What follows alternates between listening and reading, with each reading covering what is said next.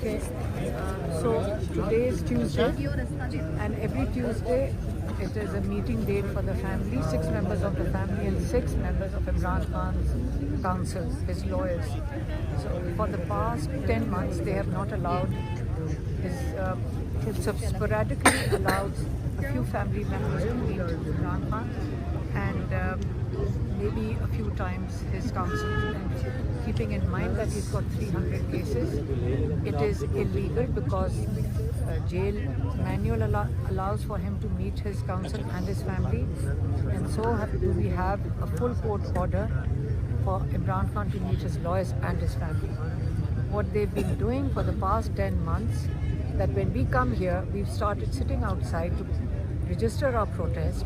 The family comes here, the members of parliament join us, the public joins us, the children join us, because we want to make sure that they think if they come to isolate Imran Khan, which is considered torture under Pakistani law, it is considered torture under international human rights laws.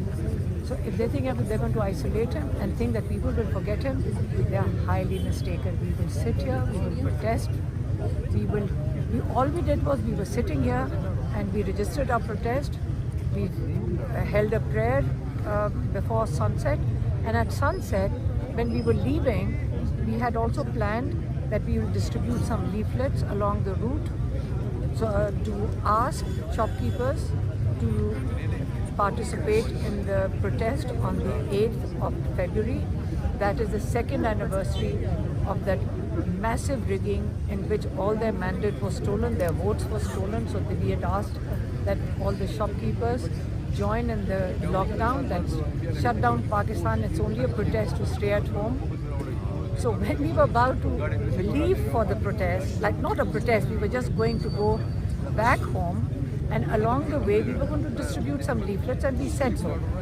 So what do we get? Our car gets blocked.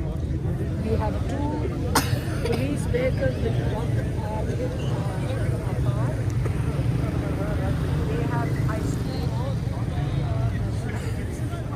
They have isolated us, my sisters, myself, some of our MNAs, some children, some of the ladies. We are surrounded by the women police. We've got one circle of women police, inner circle is of the women police, and outside, if you see, we've got the riot police. This is the anti-riot police, which is forming the outer circle. And there are some children and mostly women standing over here. And we've got riot police standing behind us. But let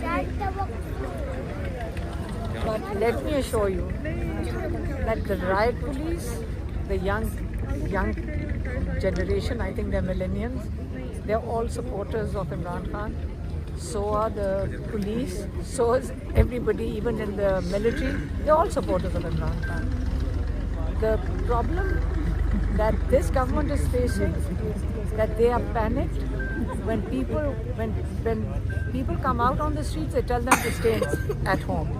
When people are saying we'll stay at home on the 8th and register our protest, they are so upset that they are ensuring that we don't start this we don't go down the road. All we were saying was we'll go down the road, and along the Adiala road, we were planning to just stop by and request the shops to participate in our protest of silence and lockdown. So this is our life. This is our Tuesday. They have created 2 or 3 roadblocks along the road. The people who were part of our gathering, some of the members of parliament, they've got 2 more roadblocks where they've isolated 2 or 3 groups along the road. But it's okay, we are standing here, and it's not going to happen that we will leave Imran Khan alone. We will stay with him. If we can't visit him, it's 3.5 months since we have seen him. It's illegal. His doctors have not visited him for 14-15 months. His lawyers have not been able to see him in 3.5 months. The only person who's visited him once in October, once in November, and the last time was 2nd November is my sister. December is my sister, Dr. Uzma, who visited him for 20 minutes. So the total three and a half months, Imran Khan's access to the outside world was my sister. So the total time that he's had to the outside world is 1 hour. That's it. And they think they're going to torture him through isolation.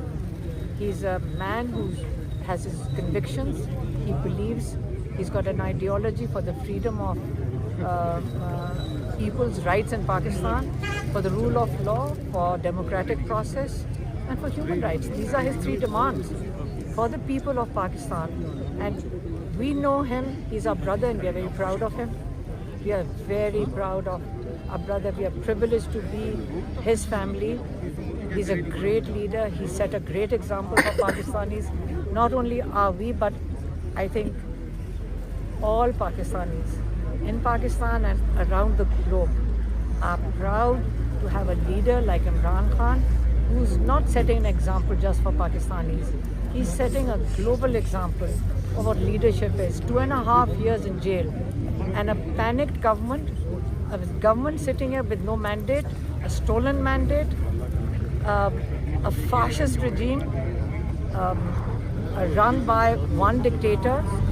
So if he thinks that we are going to go silently, we are ready for jail. If these children can stand here and join the protest and ask for Imran Khan's freedom, then they should understand that the next 40-50 years belong to Imran Khan. Inshallah, inshallah.